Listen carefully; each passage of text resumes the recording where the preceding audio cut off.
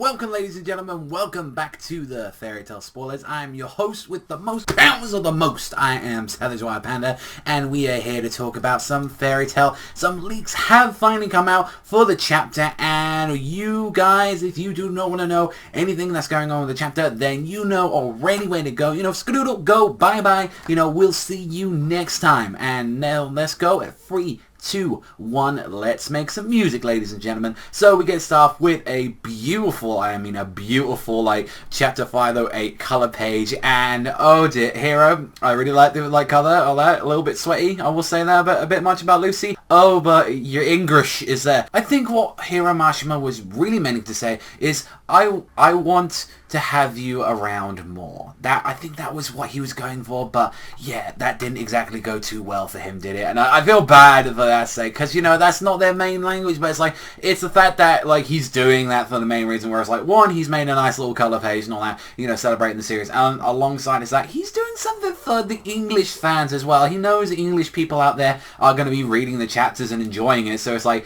he tried. Like, I think that's the best thing I'd say. It's like, you know, definitely, you know, focus more on your coloring and drawing. Don't worry about your English, but the fact is, like, you know, that's a sweet thing that is like most mangakas don't normally do, and it's like, no, enjoy that, have like a little special thing. And I think maybe when the translations come out, they might correct Hiro a little bit on that. So yeah, definitely think that's something that's going to be happening in the near future.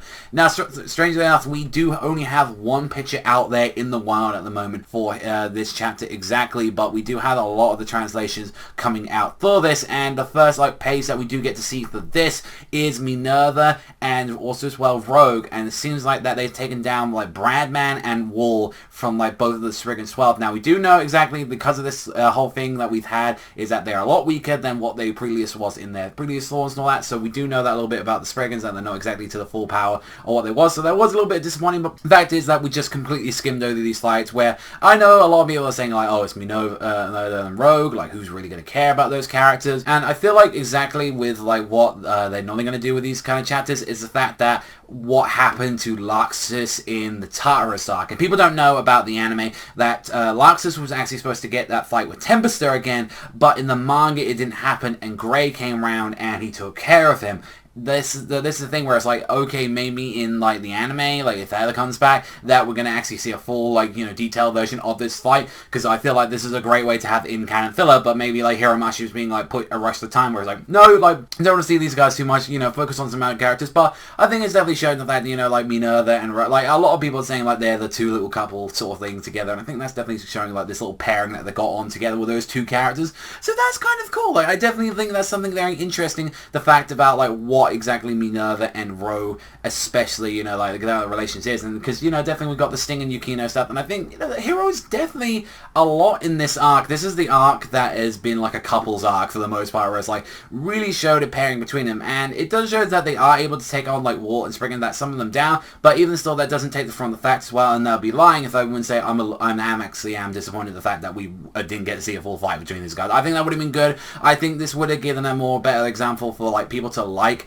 Minerva and Rogue, but clearly from what we see from the picture is that they had quite a hard time actually taking care of these two, and it's like they're completely beat up and they're just exhausted and they're barely able to like hang on. But I think this would have given Sabretooth a great little edge if they had a little bit more add to him, and I generally think that that's something that the anime can kind of like add into it, and I think Hiro would actually give like the studio a bunch of notes. He's worked with the studio before, and he's like, hey, here you go and all that, like have this and all that, you can go enjoy yourself with that. Now the question is, if that is, we've got a bunch of notes like coming out of there where we're talking a little bit about the chapter itself. So we get to see that, you know, alongside that Serrano and also Yukino appear in front of Rogue and Minerva before Larcade approaches them all in the battlefield covered in light, and August comments on Larcade's magic, and it's revealed that Larcade's magic causes his opponents to indiscriminate excess of pleasure, which gives them the agony of death. So very weird magic, and the fact that it's like, what exactly that's supposed to be, and I'm like, holy shit, so is that how you really work around like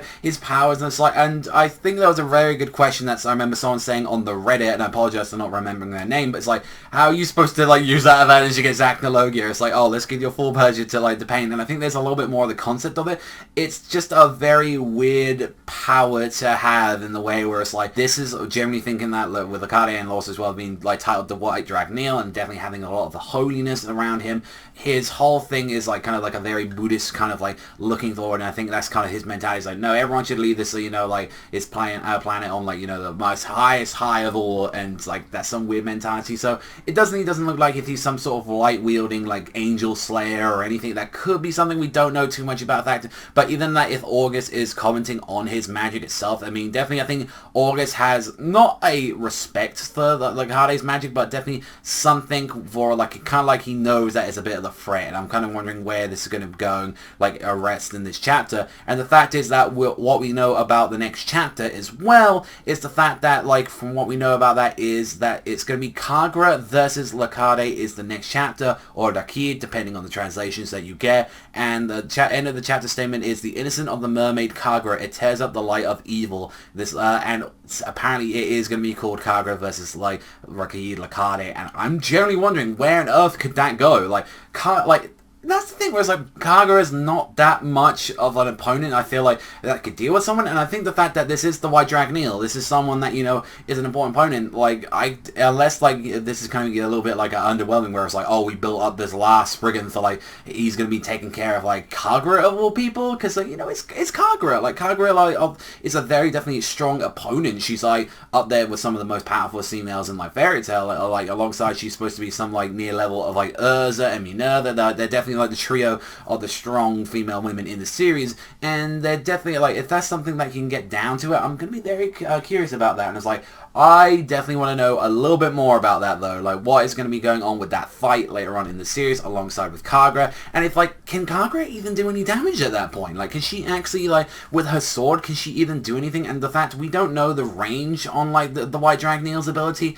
like, we know that it somehow affects, like, your emotions and pleasure, and it's such a very weird concept for an ability. Like, it generally sounds more like a stand in JoJo, where it's like, no, you, like, enjoy yourself, or, like, kind of like, the way how I think of it is, like, maybe like Joker gas from like Batman, where it's like you're laughing, you're enjoying yourself, but then you're laughing too much, it's like breaking your lungs and like kind of disintegrating them. And it's just, that's a very interesting like thing that we've gone from that one. And generally for that yeah, like from what it looks like, this chapter that's coming up, which we generally thought was going to be an Urza chapter because we just had that big reveal come up, it sounds like it's going to be focusing more on other characters, which I don't mind. Like, I'm glad that, if anything, it is showing that, you know, it's not just Fairy Tail, like, doing all the work. It's alongside with the allies that they're getting in the war. We've clearly seen Jalal. We're clearly now seeing Mermaid Heel getting involved. We are seeing, you know, Arashio and Seis being involved. Everyone's being involved to take it. So it's definitely, I do like it's giving a threat, like it's showing the sign this is how much people we are needed to deal with the Spriggans.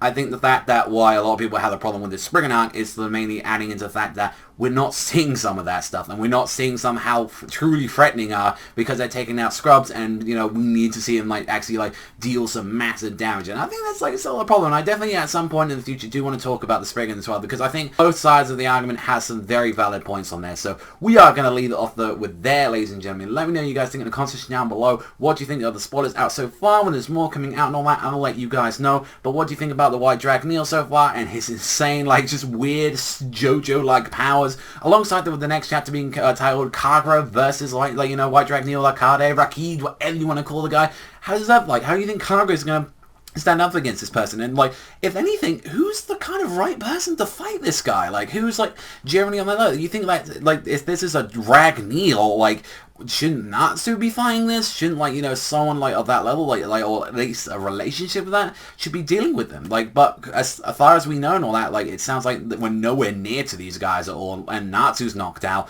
and adding into the fact that with Natsu knocked out, we've got Grey knocked out, Urza's a bit injured right now, so a lot of the big hitters in Fairy Tail are kind of out in the commission at the moment. So, adding into the fact, like, who we got there? Like, we got Mira left on the field, so I think this is now the perfect time for us, so, like, while the rest of the Fairy Tail gang is resting and adding into Urza dealing with the whole Aileen stuff right now, we have got now, like, time to show some of the other characters in this arc. So I'm looking forward to it, but I definitely want to see a little bit more and what's more with this White Dragon Eel character and some more stuff happening to him. But that's all from me. Thank you much for watching as always, and I'll see you guys, though, in the next video.